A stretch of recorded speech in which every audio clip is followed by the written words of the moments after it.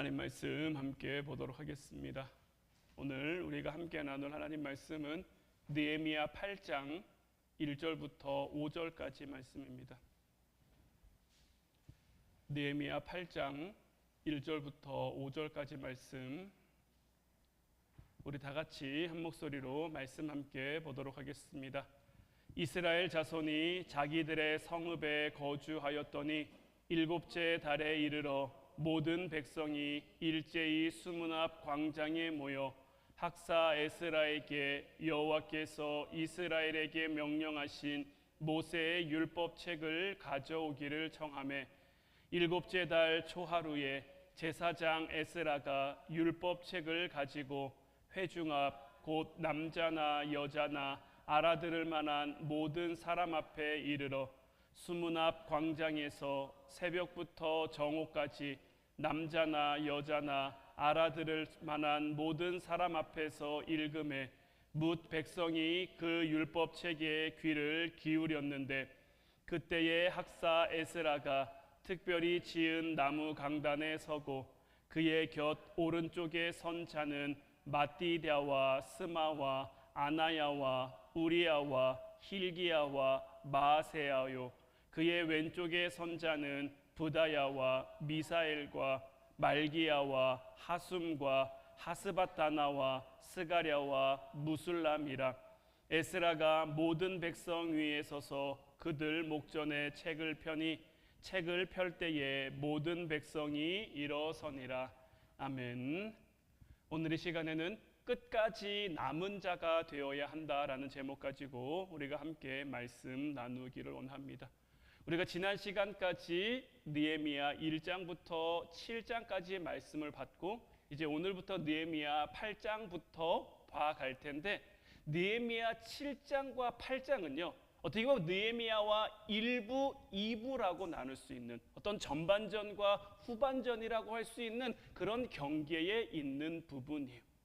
느헤미야 7장까지가 이제 성벽이 중수되어지고 중수가 마무리되는 그 과정을 담고 있다면, 느헤미야 8장부터는 이제 성벽이 중수된 그 가운데 이 백성들이 어떻게 살아가는지, 어떻게 살아가야 하는지 그 삶에 대한 모습을 우리들에게 보여주고 있기 때문인 거예요.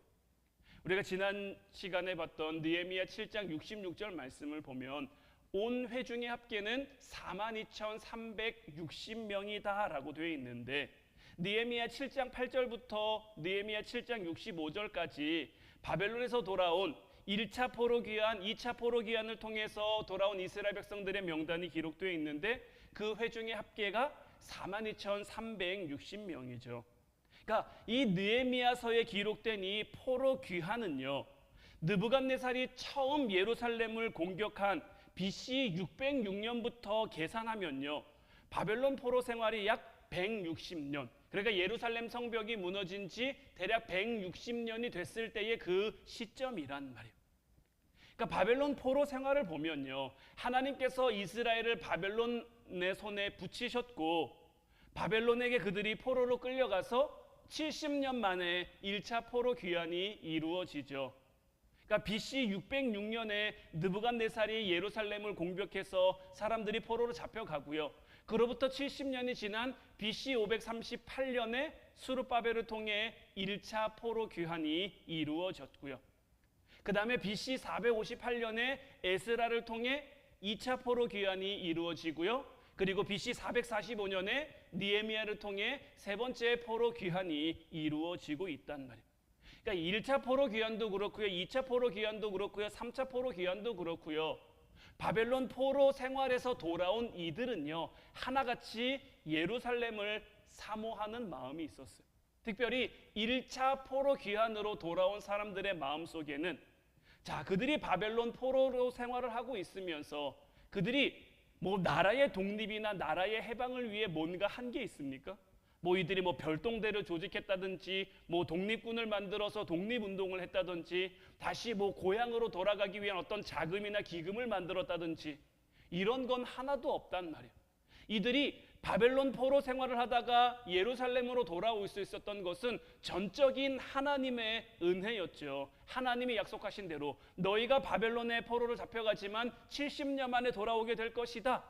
그리고 70년이 지난 그 해에 하나님의 말씀대로 이제 그들이 포로에서 예루살렘으로 돌아가게 됐으니 그들 마음속에 얼마나 그 예루살렘을 향한 그 기대와 소망이 있었겠습니까?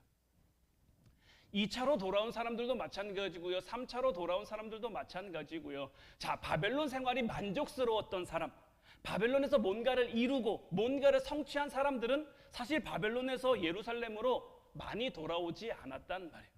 우리가 잘 아는 대로 그 바벨론에 남아있던 사람들 중에는 다니엘과 다니엘의 세 친구도 있고요. 에스더 여왕과 모르드게도 있고요.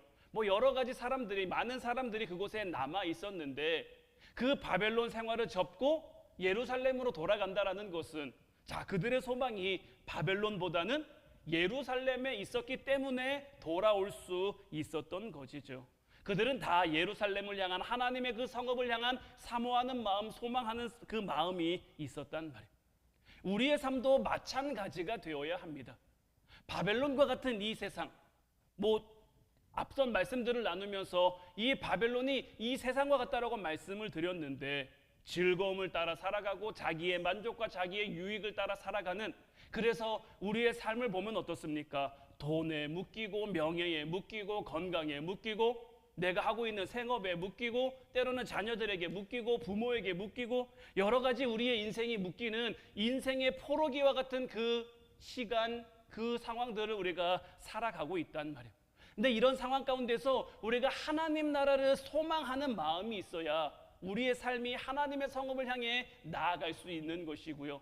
그렇게 하나님의 성읍에 우리가 거하는 삶을 살아야 지난 시간을 통해서 우리가 말씀을 나누는 것처럼 하나님이 주신 은혜 가운데, 하나님이 주시는 그 축복 가운데 살아갈 수 있게 되는 거죠. 때로는 힘든 그 포로기의 시간, 때로는 가족이 나를 힘들게 하고 때로는 물질이 나를 어렵게 하고 때로는 여러 가지 건강 문제나 어떤 다른 여러 가지 그 상황이나 이런 것들이 나를 힘들게 하고 나를 어렵게 하고 나를 아프게 하지만 그런 힘든 포로기를 겪으면서 하나님께서 내게 원하시는 그 인생의 목적과 하나님이 원하시는 우리 가정의 목적, 우리 교회의 목적, 우리 모두의 목적을 깨닫게 된단 말이에요. 자, 여러분들 출애굽할 때 출애굽한 이스라엘 백성의 수가 얼마였습니까? 장정만 60만이고 여자나 어린아이나 노인이나 이런 숫자를 다 합하면 대략 200만 정도가 된다라고 추정이 되는데, 자, 하나님께서 처음 애굽에서 나오게 하신 그 200만하고 이제 바벨론에서 포로로 돌아온 42,360명하고 200만과 42,360명을 비교해 보면 사실 이 42,360명이 너무 아무것도 아닌 것처럼 보여지는, 하나님의 은혜 가운데 하나님의 함께 하심 가운데 가나안 땅에 들어간 이들이 200만이잖아요. 굉장히 오랜 시간이 지났단 말이에요. 자, 처음 이스라엘 백성들이, 처음 야곱과 그의 가족이 애굽에 들어갈 때 70명이었죠. 70년. 이 70명이 400년 지나는 동안에 200만이 넘는 그러한 대민족으로 발전을 하고 큰 부흥을 이루었는데 그에 반해서 이스라엘의 모습은 어떻습니까? 더 오랜 시간이 지났잖아요. 훨씬 더 긴 세월이 지났잖아요. 그런데 하나님의 은혜를 잃어버리니, 하나님의 함께 하심을 그들이 깨닫지 못하니 나라가 망하고 성벽이 무너지고 성전이 무너지고 그들이 바벨론 포로로 잡혀갈 수밖에 없었고 바벨론 포로에서 돌아온 이들이 42,360명이란 말이에요. 이 숫자가 굉장히 참 200만에 비하면 별 볼 일 없는, 보잘것없는 그런 숫자로 보이지만, 그러나 우리가 이 42,360명에도 감사와 은혜를 깨달을 수 있어야 되는 게 뭐냐면요, 여기에는 오래 참으신 하나님의 사랑이 숨어 있는 거예요. 말씀드린 것처럼 하나님께서는 애굽의 노예였던 이스라엘 백성들을 출애굽시켰고 그들을 젖과 꿀이 흐르는 가나안 땅에 들어가 살게 하셨단 말이에요. 그런데 이들이 가나안 땅에 들어가서 하나님의 백성답게, 그리스도인답게, 성도답게 그 삶을 살아갈 수 있었다면 하나님의 함께 하심과 애굽 노예로 살면서도 하나님께서 이만큼 부흥시켜 주셨는데 약속의 땅에 들어와서 그들이 하나님 백성답게 하나님 자녀답게 살았다면 얼마나 더 큰 은혜와 얼마나 더 큰 축복을 주셨겠습니까? 하나님께서 신명기를 통해 이스라엘 백성들에게 주신 약속이 무엇입니까? 너희가 내 말을 지키면, 너희가 내 말을 행하면, 너희가 내 말 가운데 거하면 나는 너희의 하나님이 되고 너희는 내 민족, 너희는 내 백성이 될 것이다 라고 하나님이 약속해 주셨는데, 그들은 그 약속을 지키지 못하고 하나님을 저버리고 온갖 우상을 섬기는 삶을 살아가니까 하나님 없이 그들의 삶, 하나님 없는 데서 만족을 찾고 하나님 없는 데서 즐거움을 찾고 하나님 없는 데서 기쁨을 찾으니까 하나님께서 그들을 바벨론 손에 넘기셨고 바벨론 포로로 잡혀가도록 그들을 징계하셨단 말이에요. 그러나 70년이 지나면서 그들이 돌아오게 하셨는데, 그들을 다시 회복해 하셨는데, 자, 이 회복에 대한 게 그들이 어떤 돌아올 만한 자격이 있어서냐고요. 그들이 돌아올 만한 어떤 행위를 해서냐고요. 그게 아니잖아요. 이사야 6장 13절 말씀처럼 그 중에 10분의 1이 아직 남아있을지라도 이것도 황폐하게 될 것이나 밤나무와 상수리나무가 배임을 당하여도 그 그루터기는 남아있는 것 같이 거룩한 씨가 이 땅에 그루터기니라 하시더라. 70년이 지난 후에 다시 돌아오게 하신 이 42,360명이 하나님 회복을 향한, 하나님 은혜를 향한 그 그루터기다란 말이에요. 하나님께서 그들을 완전히 멸하실 수도 있는데 하나님께서 그들을 완전히 멸하시지 않고 그들의 삶 가운데, 그들의 터전 가운데 회복을 향한, 은혜를 향한 그루터기를 남겨주셨다라는 거예요. 이것은 우리의 삶 가운데서도 마찬가지입니다. 우리의 가족들을 보면요, 아직 믿지 않는 우리의 가족들, 도저히 변할 것 같지 않고 도무지 믿음이 들어갈 것 같지 않고 도무지 함께 예배할 것 같지 않은 그 배우자, 그 가족들을 향해서도 하나님이 남겨두신 그루터기가 있는 거예요. 이스라엘 백성들이 돌아올 만해서 돌아온 게 아니라요, 하나님 은혜로 돌아올 수 있었던 것처럼, 하나님 약속에 따라 돌아올 수 있었던 것처럼요, 여러분들이 말씀 가운데 기도하며 말씀 가운데 여러분 삶을 지키면요, 하나님께서 그 가족들을 향해 남겨두신 그루터기가 분명히 있어서요, 그것을 통해 그 그루터기에, 그 나무에 다시 싹이 피어오르게 하는 거예요. 때로는 내 삶이 아프고, 때로는 내 삶이 망하고, 때로는 내 삶이 배신당하고, 정말 다 끝난 것과 같은 그러한 내 인생에도 하나님이 그루터기를 남겨주셔서 내가 하나님의 성읍을 향해 나아가면, 하나님의 은혜를 향해 나아가면 내 삶에 남겨진 그 그루터기에 정말 다 황폐해진 것 같지만, 다 무너진 것 같지만 그곳 가운데 하나님이 새로운 싹이 나도록, 새로운 줄기가 나도록, 새로운 열매를 맺을 수 있도록 하나님이 함께해 주시는 거예요. 때로는 내가 돌이킬 수 없는 죄를 지은 것 같아요. 내가 이 세상 가운데 정말 막장에 다다른 것 같아요. 그러나 그럼에도 불구하고 하나님께서 나를 그 그루터기를 통해 회복시키시고 다시 일어서게 하시고 다시 하나님께로 나오게 하시는 거예요. 이러한 삶의 모습들 가운데 사람에게는 기대할 게 없습니다. 내 남편, 내 아내, 내 자녀, 내가 믿는 사람들, 내가 사랑하는 사람들, 다 그들에게는 기대할 게 없는 거예요.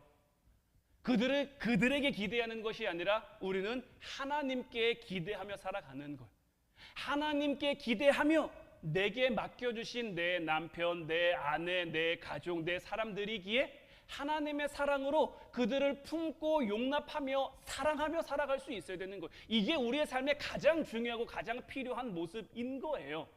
내가 왜 아픕니까? 사람을 통해 내가 왜 아픕니까? 사람 때문에 내가 왜 힘듭니까? 그들에게 뭔가 기대하는 마음, 그들에게 기대했던 마음, 그들을 믿었던 마음, 그들을 향해 의지했던 마음이 있으니까 그 마음이 배신당하고 그 마음이 거절당하면 그 때문에 우리의 마음이 힘들고 어려운 거죠. 그러니 이제 그들을 향해 기대하는 그 마음, 믿는 그 마음을 하나님께 돌리고 하나님이 내게 주신 그 사랑으로, 그들을 사랑으로 품고 용납해 보세요. 그러면 그들이 참 더없이 긍휼하게 보이는 거예요. 그들을 향해 애통한 마음밖에는 가질 게 없는 거예요. 앞은 캄캄하지만 상황은 어둡겠지만 내가 하나님께 기대한다는 것은 뭡니까? 여전히 하나님께서 내 삶 가운데 남겨두신 그 그루터기, 그 그루터기를 통해 새로운 싹이 날 것이고 새로운 꽃이 필 것이고 새로운 열매가 맺혀주실 것, 이렇게 하나님을 기대하며 살아가는 것이 하나님의 성읍에 거주하며 살아가는 그 삶의 모습인 거예요.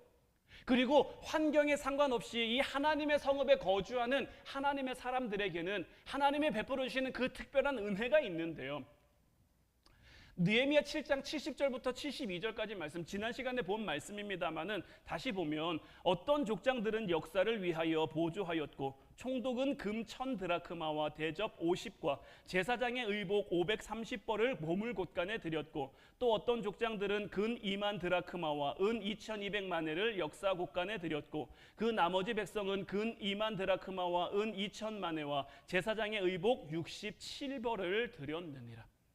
자, 각각 그들에게 주신 은사대로 어떤 족장은 역사를 보조했고요. 총독은 금과 대접과 의복을 보물곶간에 드렸고 백성들도 금 2만 드라크마가 넘는 엄청난 액수를 드렸단 말이에요. 한번 여러분들 이들의 상황을 살펴보세요. 지금까지 우리가 느헤미야 1장부터 7장까지 봐오는 과정 속에서 이들 삶의 모습이 어땠습니까? 이들의 삶의 모습은요, 참 힘들었단 말이에요. 먹을 게 없어가지고요, 곡식을 빌리면서 자녀들을 그들에게 막 종으로 노예로 팔고 그랬었단 말이에요. 그랬던 그들이 지금 이 말씀을 보면 어떻습니까?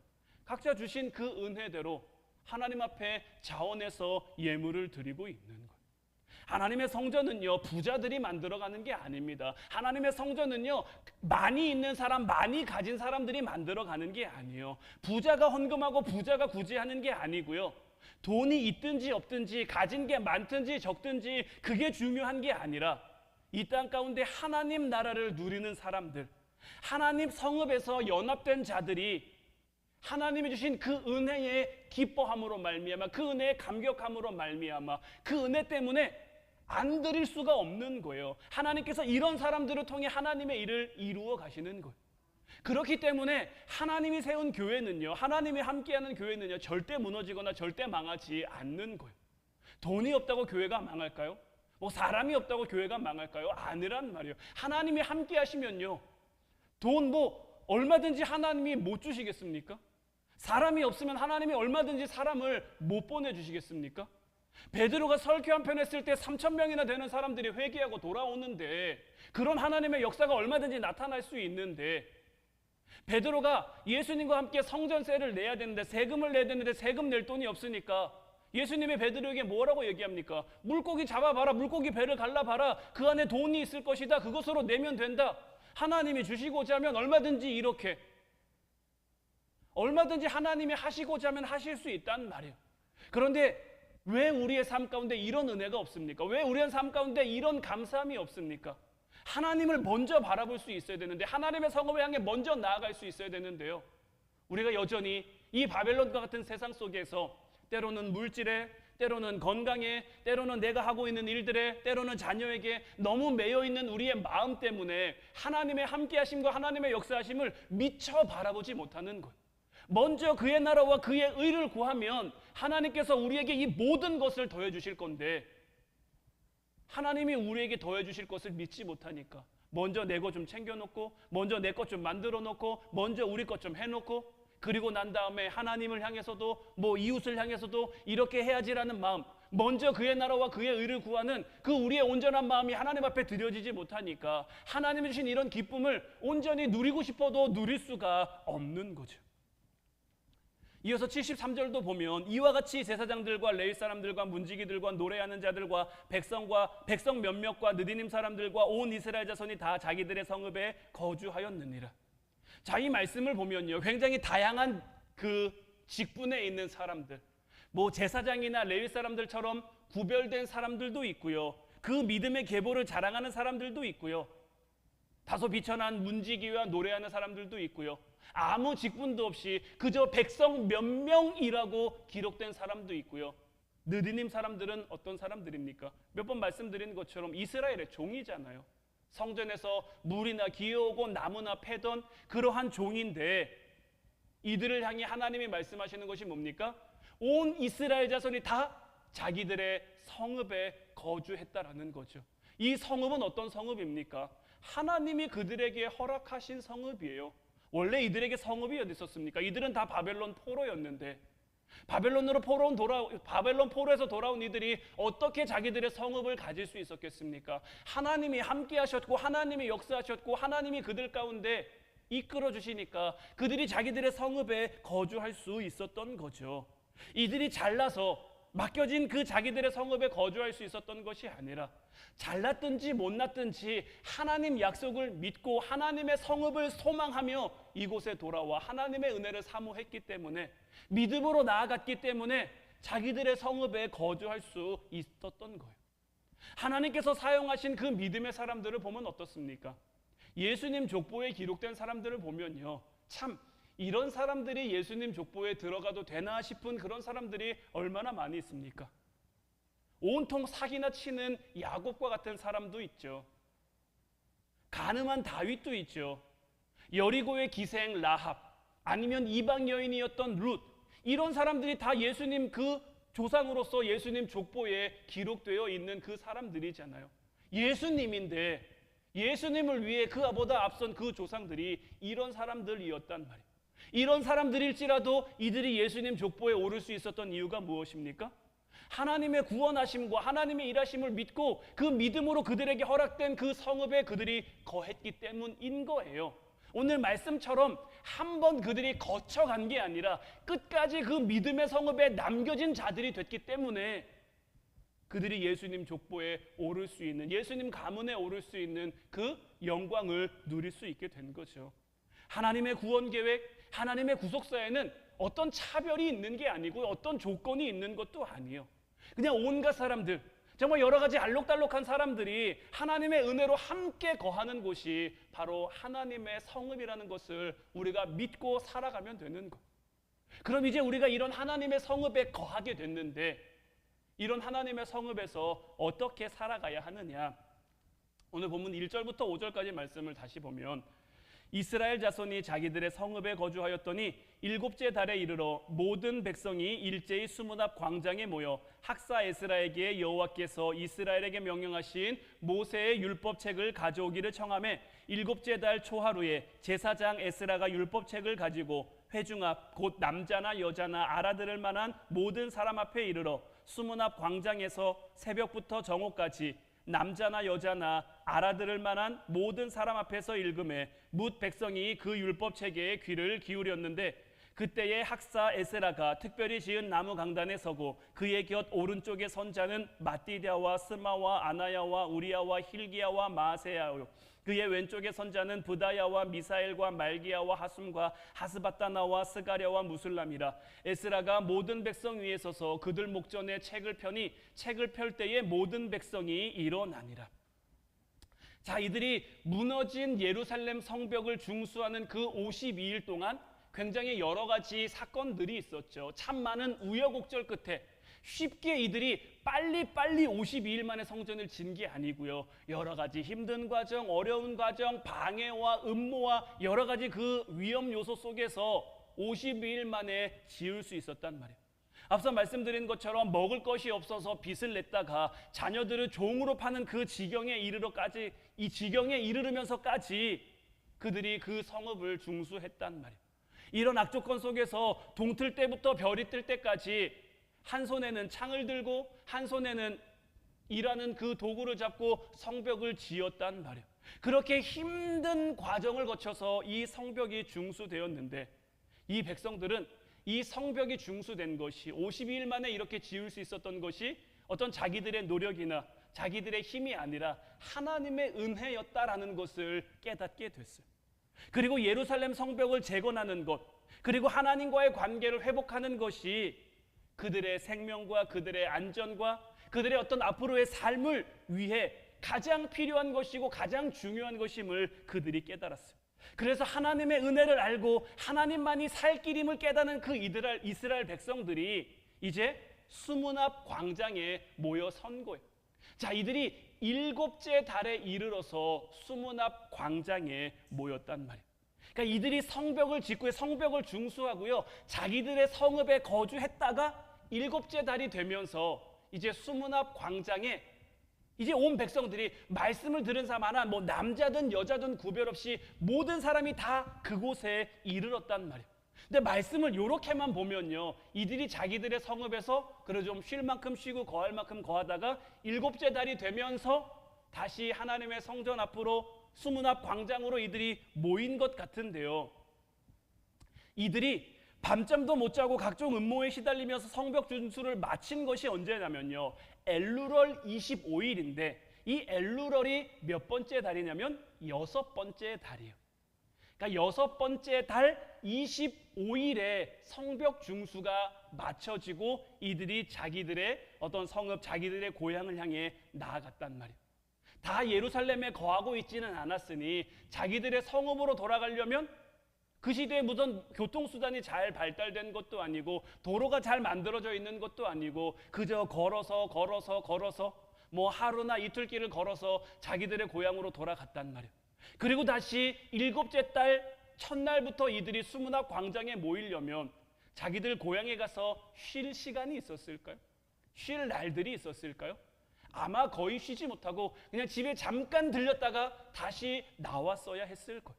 성벽 중수 공사가 끝났으니 이제 쉬고 싶기도 할 테고 그 고단함과 그 피곤함을 다 좀 날려버릴 수 있도록 좀 쉴 만도 할 텐데 오히려 그들은 일제히 모였단 말이에요. 왜 이들은 다시 모였을까요? 왜냐하면 그들은 하나님의 은혜를 체험했고요, 하나님의 은혜를 사모했기 때문인 거예요. 은혜를 체험했기 때문에 누가 모이지라고 하지 않아도, 누가 나오라고 하지 않아도 그들이 하나님 앞에 나온 거예요. 은혜를 체험한 사람은요, 누가 말하지 않아도요 기도하게 돼 있어요. 은혜를 체험한 사람은요, 누가 뭐라고 하지 않아도 말씀 보게 돼 있어요. 내 삶 가운데 말씀이 주는 그 기쁨, 말씀이 주는 힘, 기도할 때 주는 하나님의 위로와 하나님의 함께 하심을 내가 철저하게 깨닫고 느끼니까 그거 없이 살아갈 수가 없는 거죠. 예배의 자리가 지금 내게 얼마나 귀한지, 하나님 말씀 앞에 서는 이 자리가 얼마나 귀한지 내가 이것을 대하는 내 삶의 태도만 봐도요, 지금 내가 은혜 가운데 있는지 없는지를 어느 정도를 판별할 수 있는 것. 내가 하나님 앞에 나옴에 있어서 나오긴 나왔는데 싫은데 억지로 이렇게 나왔다면요, 그나마도 이렇게 나온 건 다행이고 뭐 이번 한 번쯤은 뭐 그냥 안 드려도 되지 않을까, 이번 한 번쯤은 그냥 건너뛰어도 되지 않을까, 이런 마음으로 내가 예배의 자리를 지키지 못하고 말씀의 자리, 기도의 자리를 지키지 못하면요, 하나님의 은혜 앞으로, 하나님의 성읍으로 우리가 나아갈 수가 없는 거예요. 하나님의 은혜를 체험한 사람들은, 하나님의 은혜를 누리는 사람들은 더 큰 은혜를 사모하며 하나님 앞에 늘 나아가게 돼 있는 거예요. 왜 그러냐면요, 이제 하나님 은혜로 우리의 삶에 유형의 성벽이 세워지고 나니까, 말씀의 성벽, 은혜의 성벽, 기도의 성벽이 세워지고 나니까 이제 우리 안에 하나님 은혜가 주시는 그 무형의 성벽도, 무형의 성전도 만들어 가야지, 그런 비전이 우리 안에 샘솟듯이 솟아나기 때문인 거예요. 제가 예전에 한 부흥 강사 목사님을 통해서 들었던 설교 중에 이런 예화 말씀을 하신 적이 있는데, 어떤 예화였냐면요, 서툰 초보 마귀와 노련한 고참 마귀의 이야기였어요.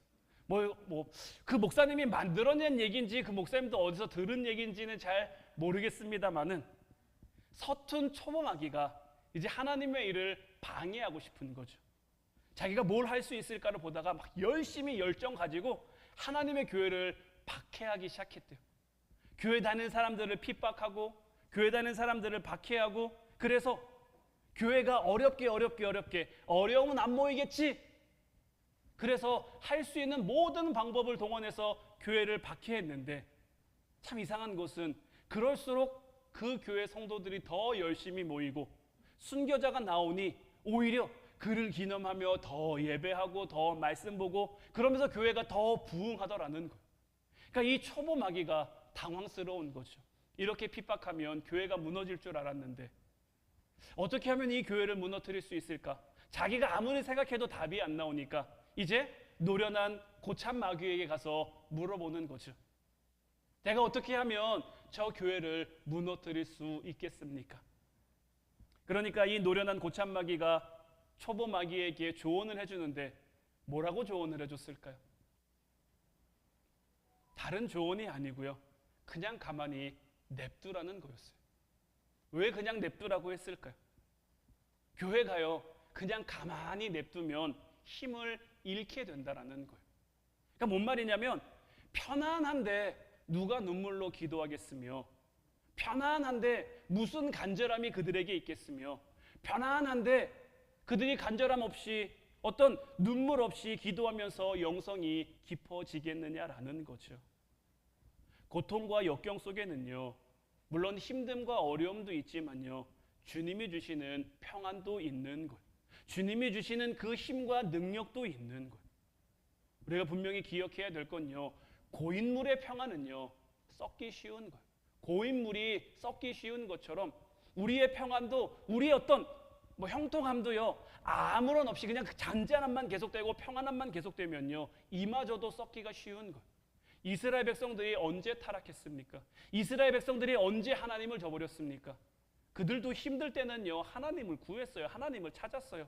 그런데 하나님이 그들을 구원해 주시고 그들의 삶의 평화로운 날들이 계속되니까 그 평화로움 가운데 하나님을 저버리고 하나님의 말씀을 어기고 하나님 말고 다른 우상들을 섬기기 시작하는 거예요.